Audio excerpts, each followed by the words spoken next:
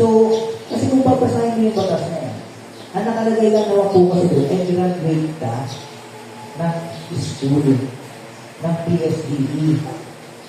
Iba po yan kung merong inilagay dyan na graduate of 5-year course. Anong impact yan sa inyo? Kasi bakit ginabanggit yan? Several years ago, yun ang gusto nilang pahinapin at may palagay dun sa section na yan. And what will happen kung may palagay yan?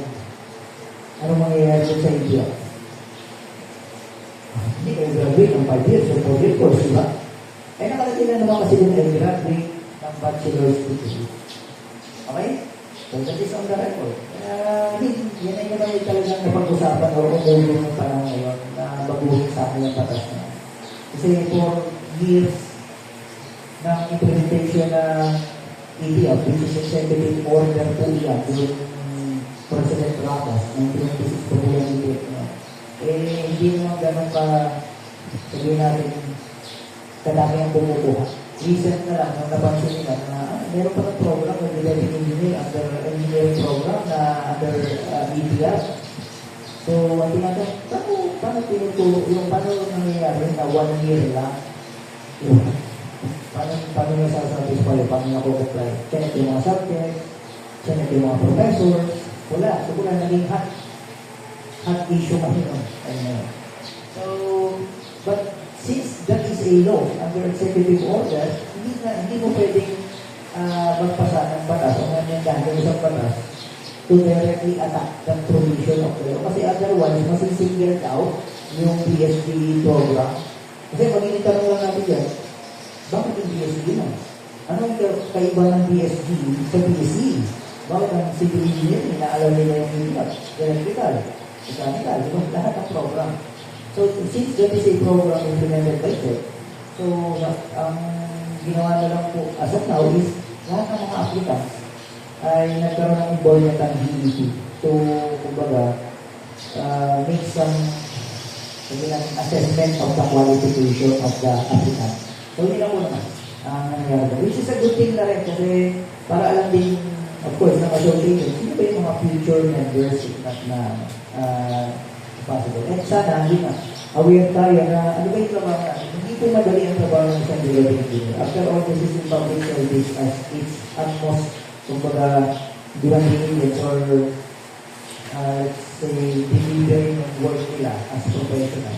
Kasi ang at stake din dito is yung public, especially yung property nila, na pag nagkaroon ng dispute, eh sila ang problema eh. Diba?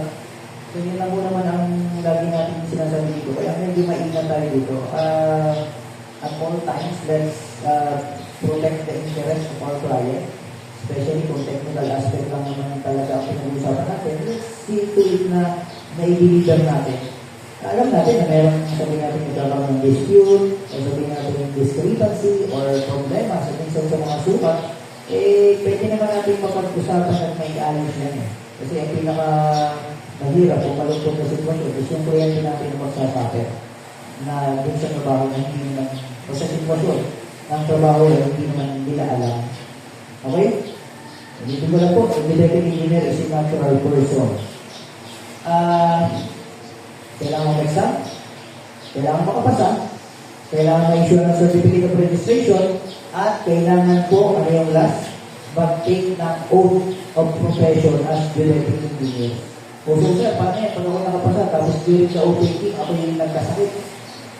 Hindi na po ba ako makakapag-practice? O paano ko makukuha yung lisensya ko? Pupunta ka sa PRC, and then manunumpa ka sa harapan ng director. So, yung tigil niyo, pero kung gusto mo naman, may opportunity naman, kasi, na ikaw ay present. And yung maganda ka na OPT, mas OPT, nakikita mo yun. Nowadays, ginaganap po yan sa Manila Hotel, malapit sa Ocean Park, doon sa may Ross Boulevard. So, yun. Who appoints the Professional Regulatory Board? So, Developing Engineering. Creation and composition of the Board of Developing Engineering. There is hereby created a Board of Developing Engineering hereinafter called the Board to be composed of a chairman and 2 members to be appointed by the President of the Philippines. So, sino-sino po ba ito? As of now, again, ulitin ko lang po, si Engineer Epifanio Lopez is the chairman. And members are Engineer Concord Vicente and Engineer Rambal Vicente. Pero ang nakalagay po dun sa qualification test, I mean dun sa 10 years, dun sa 10 years, which we will discuss later. Merong limitation yan, pero as I recall, as I remember, parang more than 10 years na ata sila. So, who are the members or what are the qualifications of the regulatory board? Now, board examination area ito. Pakalang tanong. Si A is a genetic engineer, 38 years old, nag-a-apply to be a, kumbaga, members ng professional regulatory board. Qualified ba siya? Anong sabi po dun sa batas? A member of the board shall at all time his appointment possess the following qualifications. Number 1, natural born citizen and resident of the Philippines. Second, must be at least 40 years old. Kaya sa situation na bakit ko, kung 38 years old, 39 years old, o kaya 39 years old, 10 days, mag-birthday na daw. Pero kung mag-asin ng office, 39 pa lang. So, possible, hindi. Pwede? So, hindi, di ba? Ganun lang naman ka-strict yung, klaro yan, wala nang dignity dyan sa batas niya. Kung yan ang qualification, yan ang qualification. Okay? And then, a registered genetic engineer with a valid professional license and active practitioner in genetic engineering for not less than 10 years. So, kung 10 years na, for me to qualify, di ba? Prior doon sa appointment. Remember, prior doon sa appointment. And then, ang sabi pa dito, must not be a member of faculty of any school, academy, institute, college, or university where a regular course in genetic engineering is being